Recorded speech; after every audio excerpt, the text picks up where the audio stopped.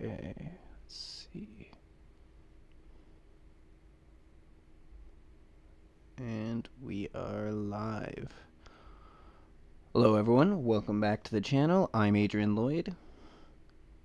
And this is just my stupid opinion. Just give me a second here, I'm just trying to make sure everything's set up. Okay, let's see.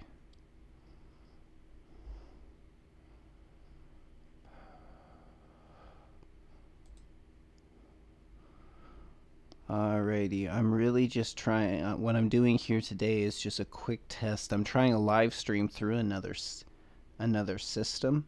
Instead of doing the Google Hangouts, I'm doing it through OBS Studios, and I'm hoping that I can get a little more creativity on the go with it. Okay, so I'm just going to start off here and see how this goes. So I'm not going to be on very long. Again, this is just a quick test. But there was just a couple quick things I thought I'd go over.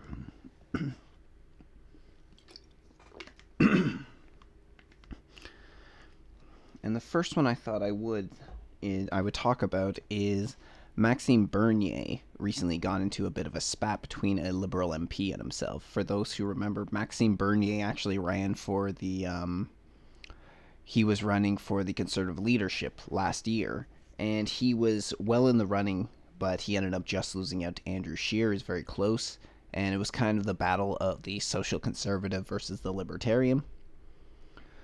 So when this was released, it was talking about a historical budget 2018 for racialized Canadians.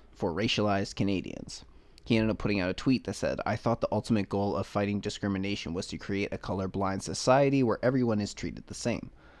Not to set some Canadians apart as being racialized of this awful jargon, to create more division for the Liberals to exploit." So that's what he ended up putting out, and I think it's a good criticism what ended up happening. Although, as everything went down, a Liberal MP ended up responding to him on that one. What was her name? Oh, here it is. She ended up saying, "Do some research or a Google search. Why stating colorblindness as a defense actually contributes to racism. Please check your privilege and be quiet. Since our government likes research, here's some evidence." And she links to a Guardian article, which, whatever, but check your privilege and be quiet. Oh, very nice. Yeah, you're not allowed to speak. Why would you be able to speak? Just even suggesting that is so offensive, isn't it, Maxime Bernier?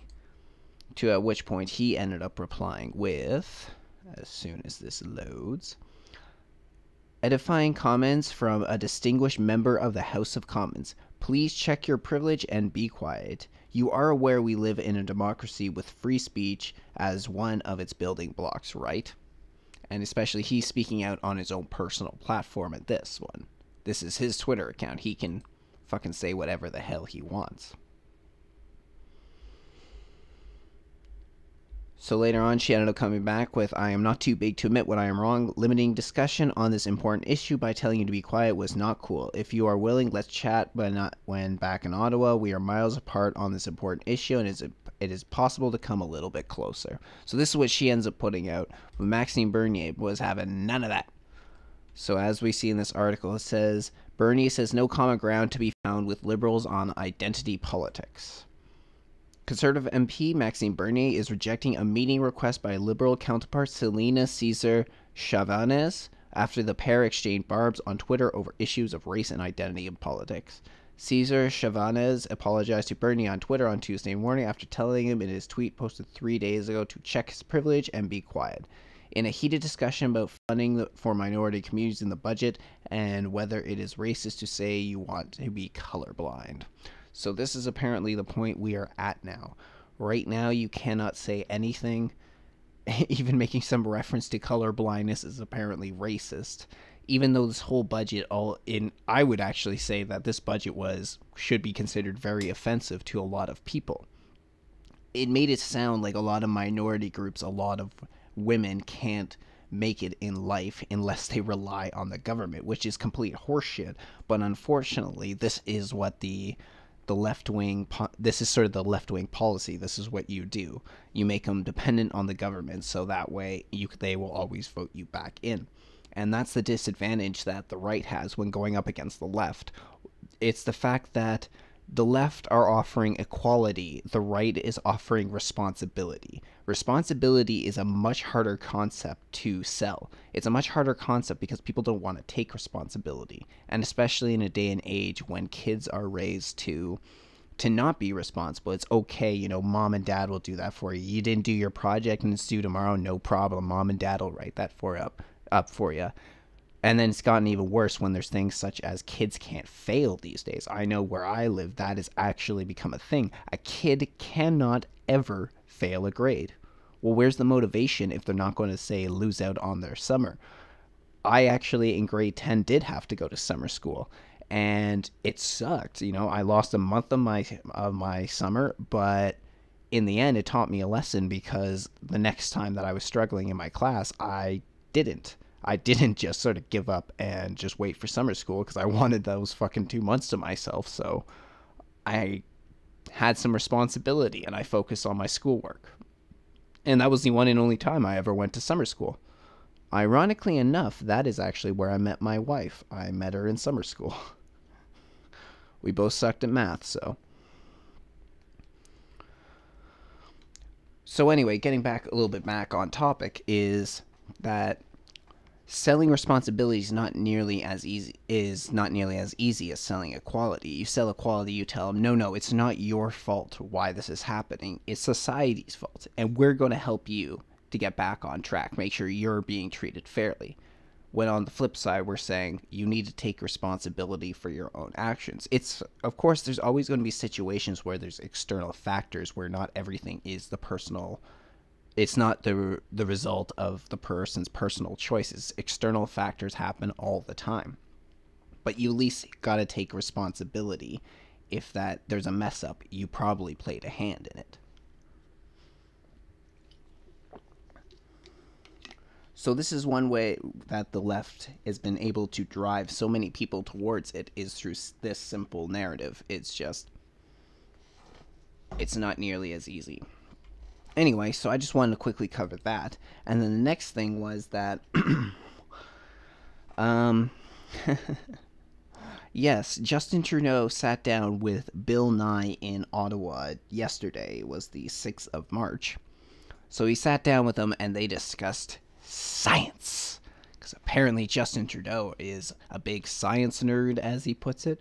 And, of course, he can't go to a public event and speak off script without making a fool of himself. And he ends up saying that, as his headline says, every living thing starts as a scientist. When you are a baby, you're a scientist. If I make this noise, I get milk. That's really...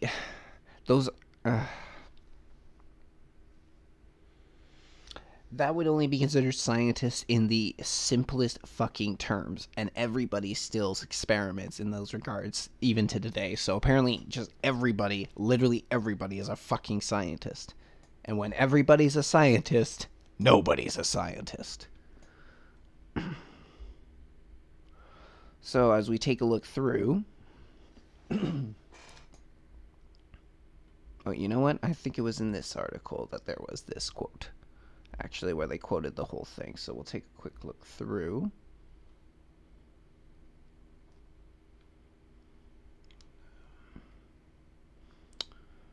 Come on. We'll find the quote here in a minute.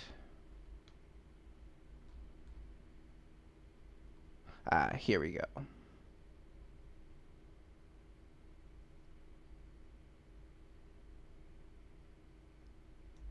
And I've got an ad playing somewhere.